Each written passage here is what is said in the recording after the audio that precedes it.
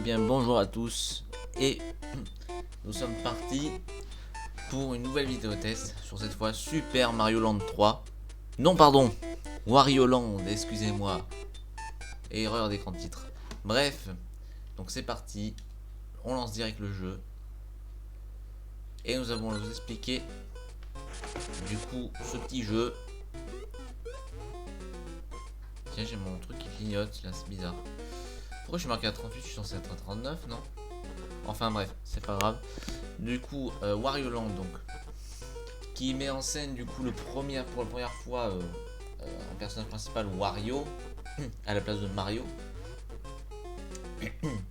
Ils avaient un truc avec les bombes à l'époque, c'est tout le fou. Bref, allez. Donc on s'en va de là. Hein. Alors Wario Land.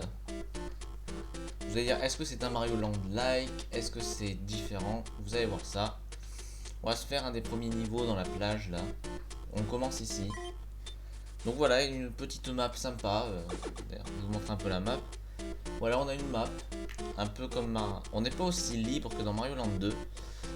Mais on a une bonne... on peut aller vraiment où on veut. Voilà, sur la map. Bah, ce qui est bien, c'est qu'au moins, on n'a pas à... Pour faire un monde, pour aller à un monde, on n'a pas à traverser plusieurs mondes à la fois, à chaque fois. Non, on peut aller dans un monde où on veut sur cette map. Et donc, quand on sélectionne un monde, on a le droit à une minimap comme... C'est très proche de Super Mario Land, hein, finalement.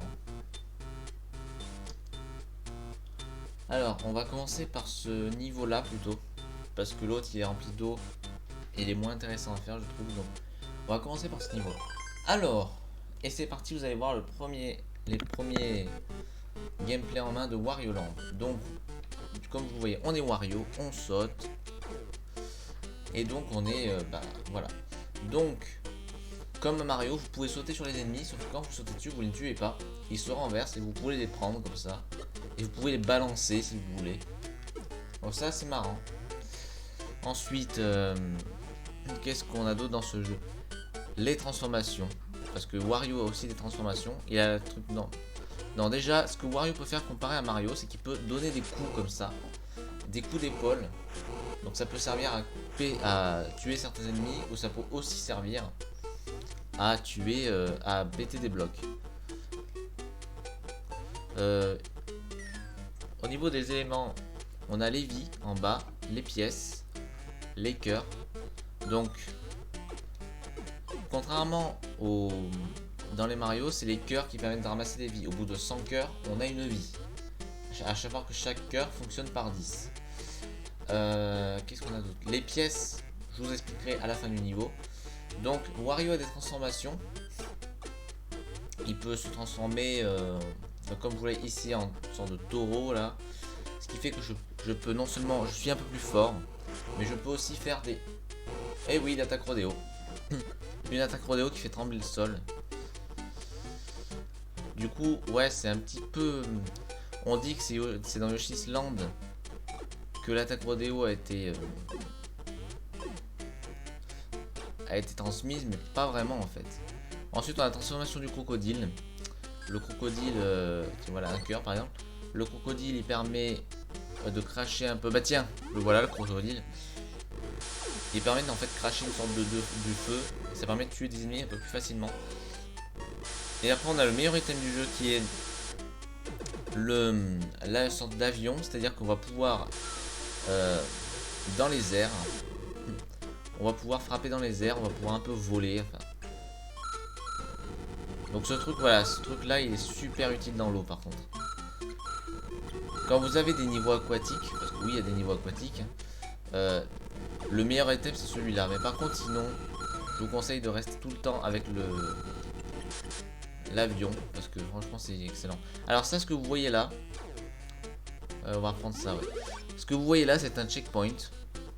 Mais c'est là où la particularité, c'est que je peux utiliser le checkpoint, mais je suis obligé de payer 10 pièces pour le checkpoint. Donc c'est à mes risques et périls d'utiliser ce checkpoint ou pas. Je vais pas le faire. Pour vous montrer un peu ce qui se passe à la fin.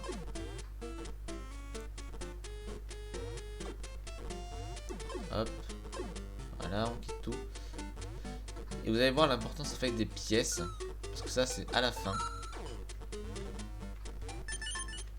Ah j'ai une vie, tiens. Merde. Heureusement il y a ça. Voilà, je suis Wario normal, donc j'ai pas de pouvoir particulier.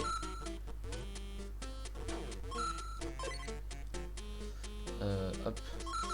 Alors pourquoi je ramasse plein de pièces, vous allez voir. C'est beaucoup plus important que dans un Mario, où dans un Mario vous ramassez des pièces pour gagner des vies. Ici c'est beaucoup plus important. Non, on va pas prendre ça. Quoique si, parce que j'ai pas de pouvoir.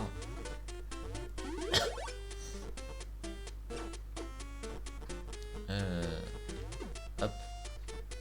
Oh putain. Heureusement que j'ai ça. Alors j'ai oublié de vous prévenir, mais ça fait un peu mal aux oreilles ce truc. Ok, je suis arrivé à la fin. Et donc à la fin... Enfin je crois... Si c'est bon. Donc à la fin, vous voyez, il y a un truc ici. Et c'est là déjà où l'importance des pièces, parce que vous êtes obligé, pour finir le niveau, vous êtes obligé de payer 10 pièces. Pour finir le niveau. Si vous n'avez pas 10 pièces, bah, vous pouvez retourner en chercher. Voilà, là j'ai fini le niveau.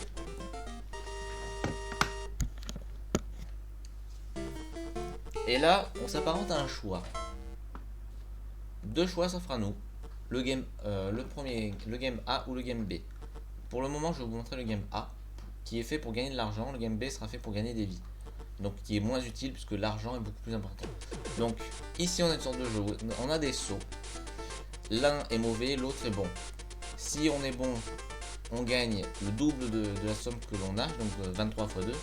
Si je choisis le mauvais saut, je perdrai, ma somme sera divisée par 2. On va prendre celui-là. Le gauche. Ah bah c'est bon, j'ai mes pièces. Donc ça va être multiplié par 2. Et je peux le faire encore 2 fois si je veux. Mais je peux partir quand je veux. Par exemple, je vais prendre celui de droite. Et voilà. Et là, je me suis planté.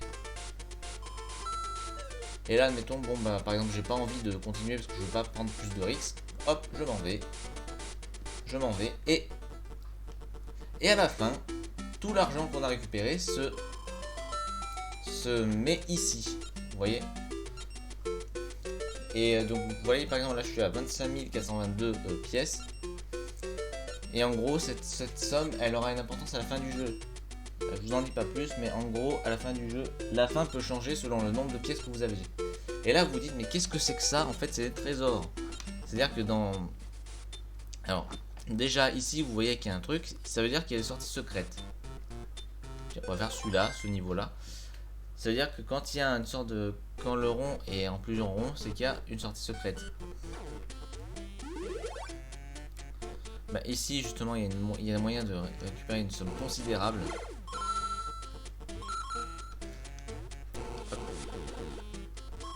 Ok, je sais pas pourquoi ça n'a pas fonctionné. Du coup...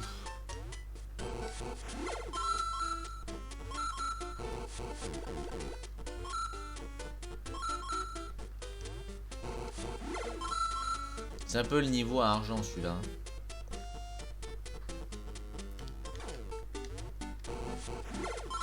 Hop.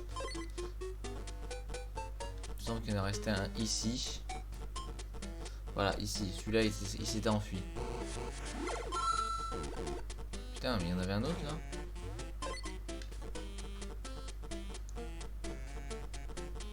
Il est là. Et voilà. Et donc, on a ça. Qu'est-ce que je voulais dire? Ah oui, donc voilà, ça c'était. Par exemple, ça c'est un niveau. Là, le niveau que je suis en train de faire, justement, c'est un niveau qu'on débloque par une sortie secrète.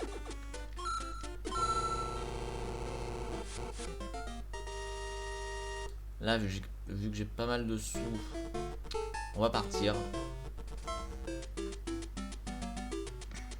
Hop. Et c'est hyper satisfaisant. Et donc je vous disais, dans certains niveaux, on peut récupérer des trésors. En gros, dans certains niveaux, on va pouvoir récupérer une clé. Non, c'est pas là que je voulais. On va pouvoir récupérer une clé. Et une clé, il faudra trouver une serrure. Et cette serrure nous amènera à un coffre trésor. Et ce trésor, c'est pareil, il sera comptabilisé avec le nombre de pièces qu'on aura selon la valeur du trésor. Et c'est énormissime. C'est génial. Donc ça c'est un monde caché aussi. Hein. C'est un monde qu'on débloque uniquement avec une sortie secrète. Je vais vous faire lequel. On va faire le premier niveau. Alors, niveau ambiance.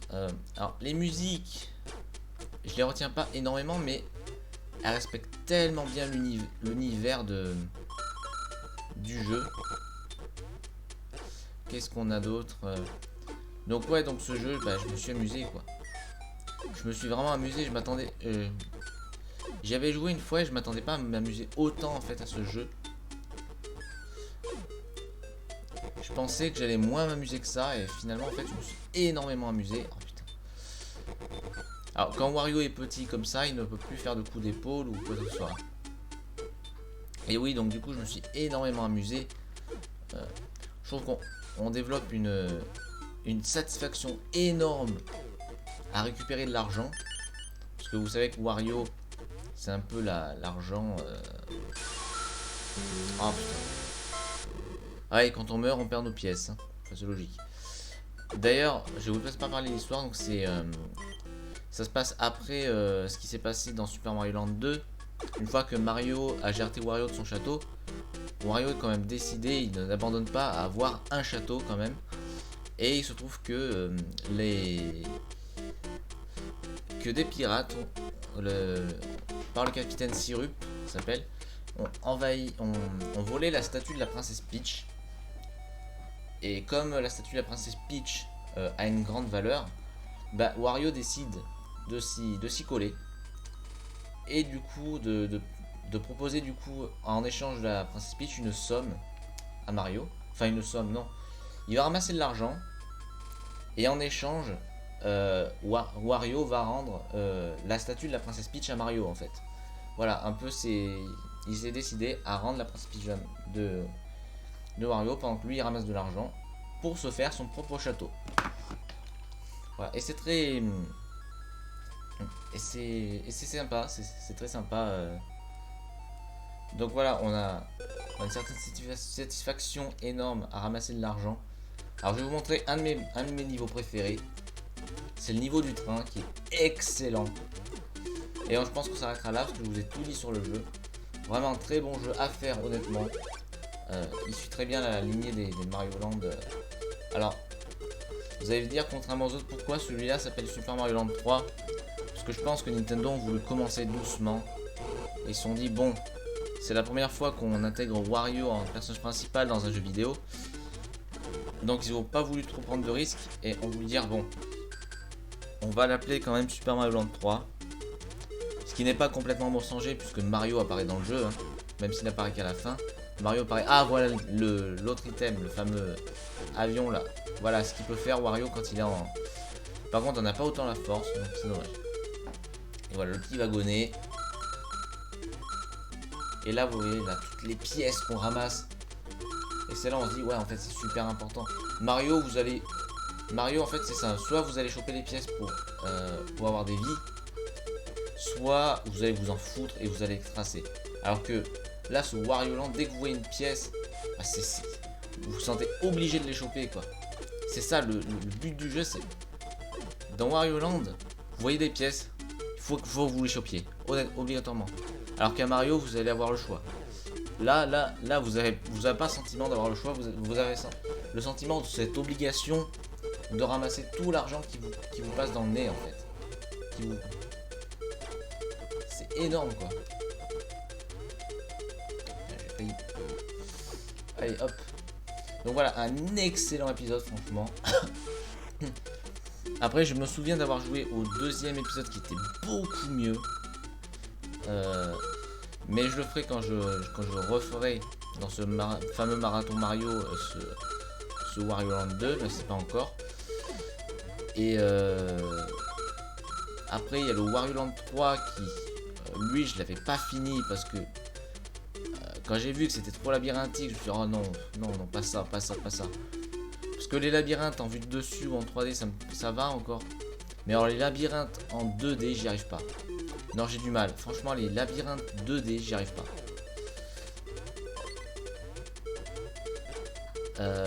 Voilà. Et Wario Land 4, bah du coup, vu que j'avais abandonné Wario Land 3, j'avais pas eu le courage de faire le 4. Et après l'épisode de la Wii, l'épisode sur Wii, qui lui j'ai jamais vraiment touché, mais qui est des bonnes cinématiques, hein, que je me souviens. Et donc pour finir, je vais vous montrer le mini-jeu B, qui est pas si utile que ça, mais ça me vaut le coup de vous le montrer. Donc on peut choisir 52 pièces, donc je vais faire la course B. Alors est-ce que c'est le même... Ouais, c'est le même mini-jeu. On a des bombes. On a des bombes. Là on a une sorte de pouvoir. Il suffit de balancer. Parce que là je l'ai raté du coup. Il faut le balancer sur les ennemis. Et à chaque fois qu'on balance sur un ennemi, on gagne une vie. Là maintenant, voilà, là je l'ai touché. J'ai gagné une vie normalement. Genre il me reste encore 3 bombes. Voilà, faire là. Ah, je l'ai raté. Bon, c'est un mini-jeu sympa, mais du coup, quand on voit qu'il faut payer pour jouer à ce mini-jeu, tu te dis, bon, c'est inutile en fait. Autant garder notre argent et avoir peu de vie que ça, quoi. Voilà. Non, franchement, un très très bon jeu. Je me suis vraiment amusé. Voilà, j'ai gagné que 2 vies. Ah, j'ai un très très bon jeu, honnêtement. Ah non, c'est 70 cœurs. Ah non, c'est le nombre de cœurs. Okay. Voilà, j'ai gagné 70 cœurs. Donc j'ai quand même gagné une vie. Parce que j'en avais 45. Voilà, et après il y a mon nombre de pièces qui reste, qui va se compter ici. Bon voilà, ben, on va se laisser là, et puis je vous dis à la prochaine. Donc très bon jeu que je vous conseille. Si vous voulez découvrir un peu mieux le personnage de Wario, bah c'est le moment, là c'est un des meilleurs jeux pour faire ça. Donc c'est, voilà, je vous dis à la prochaine.